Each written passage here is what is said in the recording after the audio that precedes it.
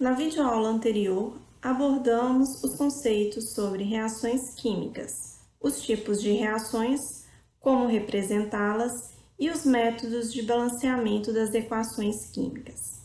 Na videoaula de hoje, abordaremos a estequiometria, conceito, sua importância e os cálculos envolvidos. Primeiramente, vamos entender o significado da palavra estequiometria. Ela deriva do grego, que quer dizer elemento e medida.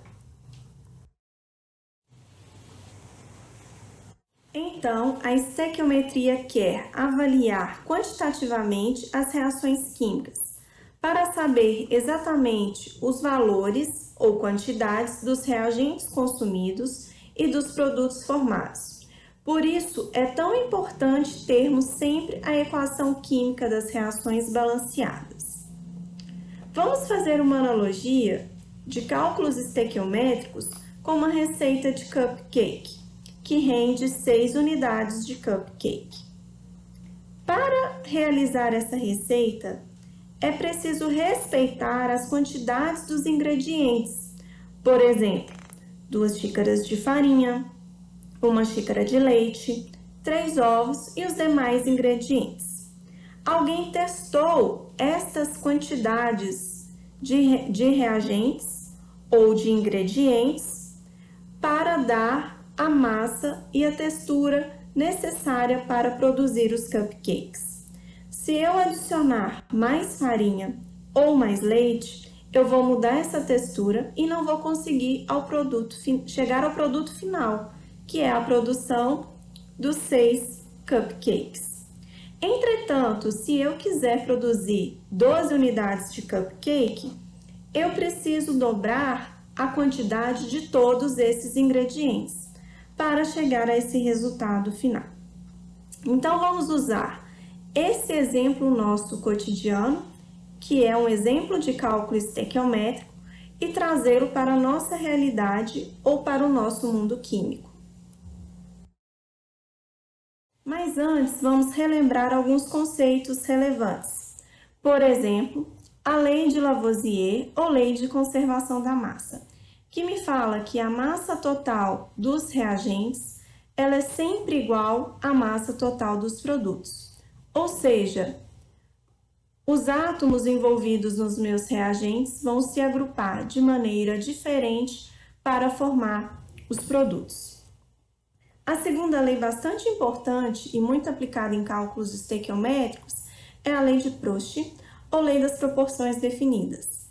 Nela, nós temos que o reagente A vai reagir com o reagente B para formar o produto C sempre numa proporção definida. Se nós quisermos uma quantidade maior de produto, precisamos respeitar essa proporção definida entre os reagentes, assim como no exemplo da receita de cupcake. Outro conceito bastante comum e muito utilizado nos cálculos estequiométricos está relacionado com a unidade de medida mol, que é uma unidade bastante apropriada para quantidades químicas. Nós podemos relacionar mol de duas formas diferentes. Primeiramente, o mol com a massa molar. Nessa relação, nós temos a massa correspondente a 1 mol de moléculas. É uma informação comumente extraída da tabela periódica. Uma segunda relação bastante comum é mol com o número de Avogadro.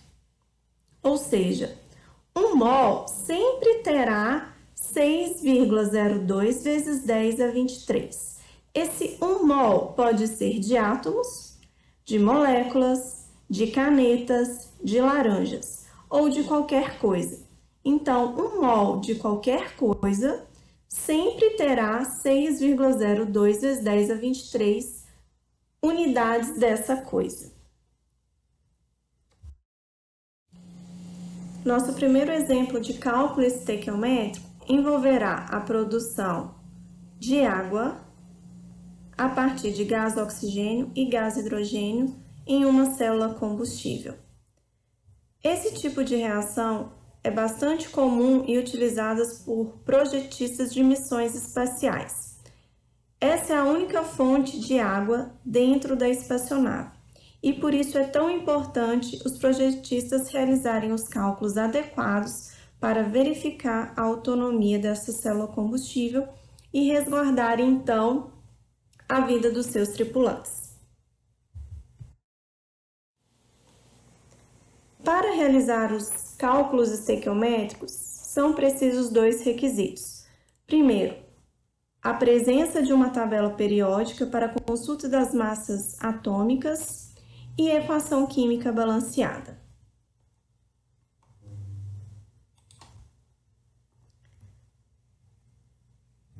Começaremos então com a escrita da equação química balanceada. Nesse exemplo, gás hidrogênio reage com gás oxigênio para formar água líquida. Vamos balancear essa equação pelo método de tentativa e erro. Nós temos 2 átomos de oxigênio nos reagentes e 1 no produto. Coloco o coeficiente estequiométrico 1 e 2 nos produtos, respectivamente.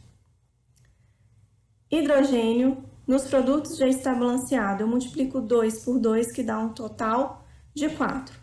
E aqui nos meus reagentes eu só tenho 2. Então, eu preciso adicionar o coeficiente estequiométrico 2 na frente desse hidrogênio. Desta forma, nós temos agora a nossa equação química balanceada. A segunda etapa é o cálculo das massas molares de cada substância.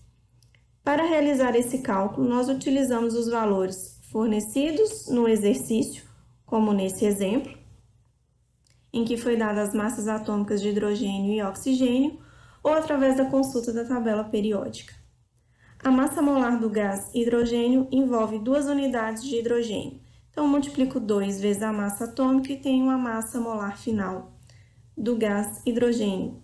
Faço o mesmo cálculo para encontrar a massa molar do gás oxigênio, que é 2 vezes 15,999, e o mesmo cálculo para encontrar a massa molar da água, que é constituída por 2 átomos de hidrogênio, então 2 vezes a massa desse átomo, mais 1 átomo de oxigênio, soma então a massa molar. E tem então a massa final da molécula de água. O próximo passo irá envolver a montagem de uma regra de 3 simples. Pela equação química balanceada, nós identificamos as substâncias que vamos relacionar. Nesse caso, o reagente oxigênio e o produto água. Segundo a estequiometria dessa reação, nós temos que 1 mol de gás oxigênio irá formar 2 mol de água. Mas nós estamos partindo de uma quantidade de 0,25 mol de gás oxigênio. Em mol, quanto eu formo de água? Eu resolvo essa regra de 3. Aqui trabalhamos com as unidades como se fossem números, em que podemos cortá-las quando elas aparecem igualmente no numerador e no denominador.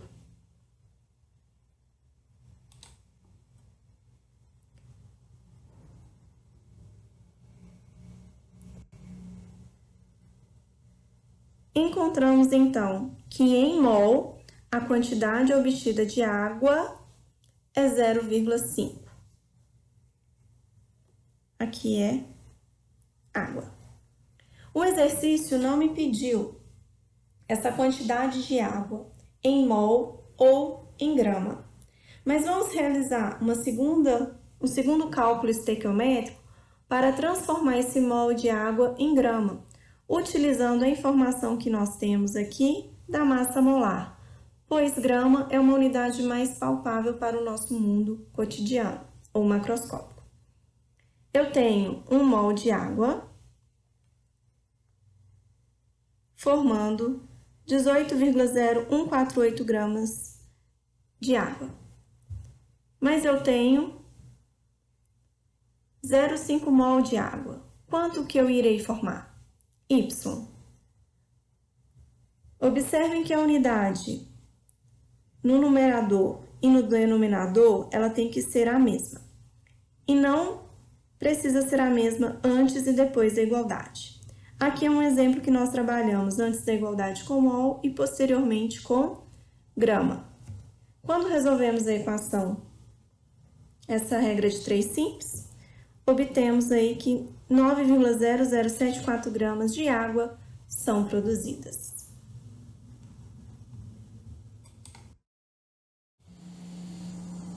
Nosso segundo exemplo está relacionado com a produção de ferro metálico a partir de minério de ferro, uma atividade industrial bastante comum na região de Ouro Preto.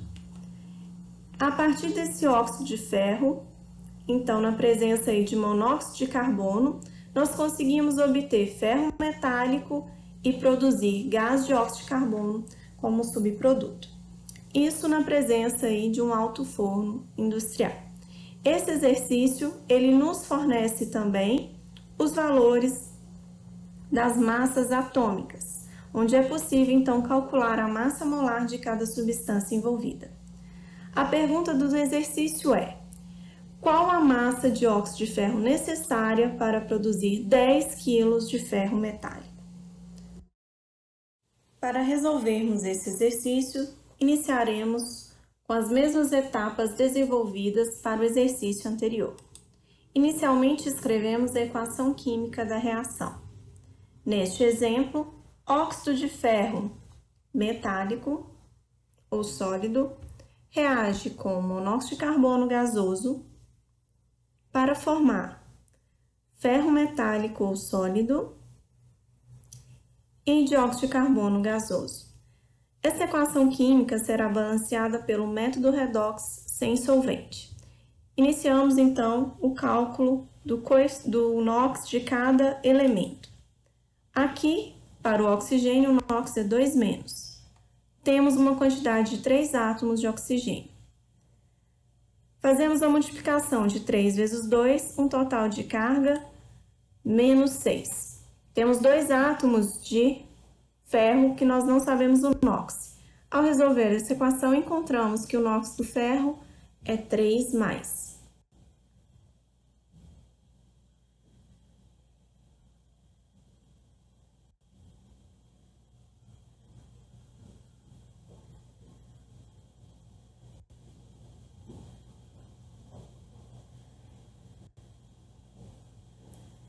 Vamos encontrar o NOx de cada átomo do monóxido de carbono. O oxigênio continua com a carga 2-. Temos apenas um átomo de oxigênio e de carbono, então o NOx do carbono é mais 2. Do ferro metálico é 0, do oxigênio continua sendo menos 2 no dióxido de carbono. Temos 2 unidades ou 2 átomos de oxigênio no monóxido e a gente quer saber a carga desse carbono. É apenas um átomo, então a carga dele só pode ser mais 4. Vamos agora identificar as substâncias que oxidaram e reduziram, ou que tiveram a variação de NOx. O ferro sofreu uma variação do NOx de 3+ para 0. Ele ganhou elétrons, então ele reduziu e ele é o agente oxidante. Vamos fazer o cálculo do ΔNOx em módulo, que é a variação de 3 cargas vezes a quantidade de ferro, que do lado do reagente aparece 2 vezes. 3 vezes 2 vai ser igual a uma variação de 6 cargas.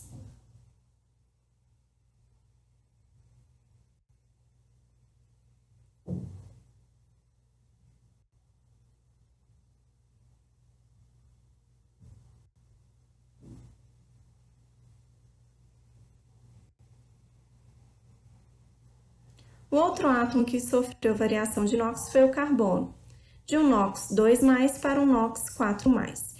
Ele perdeu elétrons, ele oxidou, então ele é o agente redutor. A variação do NOx em delta será 2 cargas vezes a quantidade de átomos de carbono, que de ambos os lados é 1. Então, eu tenho uma variação de carga igual a 2. Eu consigo simplificar esses números, dividindo por 2. Então, eu vou obter os coeficientes, ou variação de NOx, 3 e 1, respectivamente. Eu vou usar essas variações de NOx para colocar como coeficientes do lado dos reagentes. Então, a variação de NOx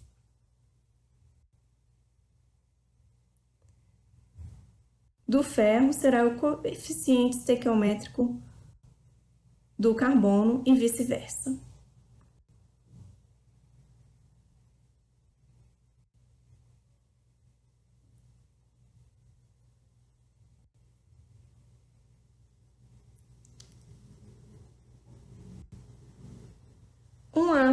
Um mol do óxido de ferro tem 2 mols de ferro. Do lado dos produtos, falta o coeficiente 2 para balancear os átomos de ferro. Eu tenho 3 átomos de carbono do lado do reagente, falta o coeficiente 3 do lado dos produtos. Do lado dos produtos, eu tenho oxigênio aparecendo apenas no dióxido de carbono, um total de 6 átomos de oxigênio. Já do lado dos reagentes, esse átomo de oxigênio, ele aparece em 2 substâncias diferentes. Por isso, é preciso somar. 1 vezes 3, 3. 3 vezes 1, 3. Dá um total de 6. A equação química está balanceada. Vamos reescrevê-la para ficar visualmente mais acessível.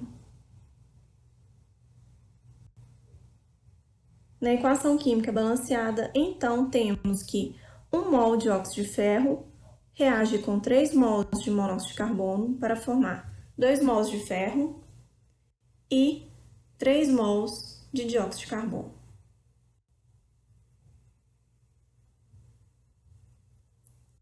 Prosseguimos com o cálculo das massas molares.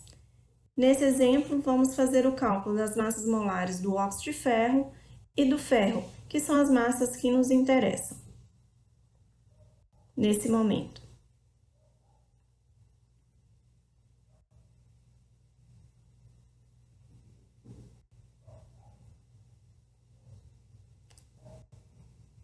A massa molar do ferro é a própria massa atômica dele.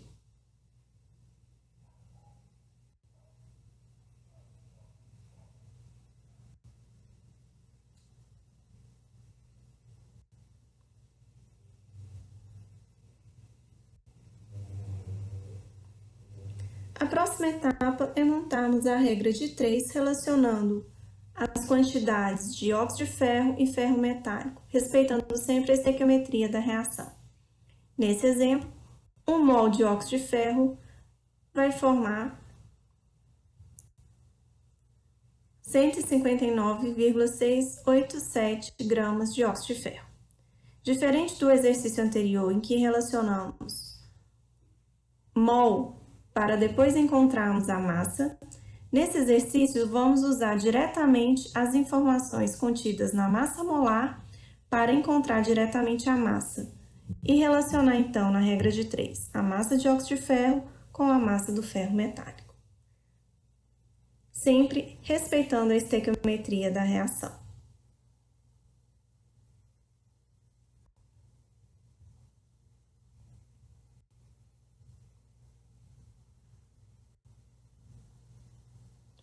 Assim, temos que 1 mol de óxido de ferro, que contém 159,687 gramas de óxido de ferro, irá formar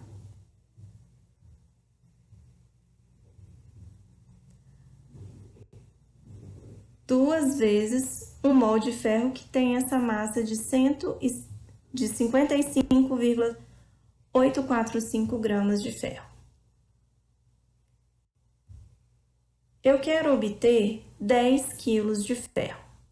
Entretanto, quando utilizamos as unidades como números, observamos que a unidade quilograma, ela não se corta com a unidade grama.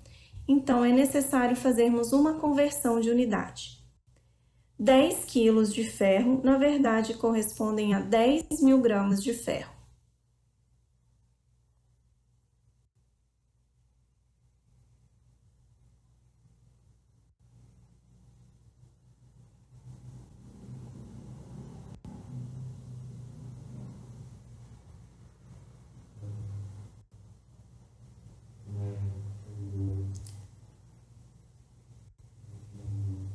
Agora sim, eu posso cortar a unidade grama de ferro no numerador com grama de ferro no denominador.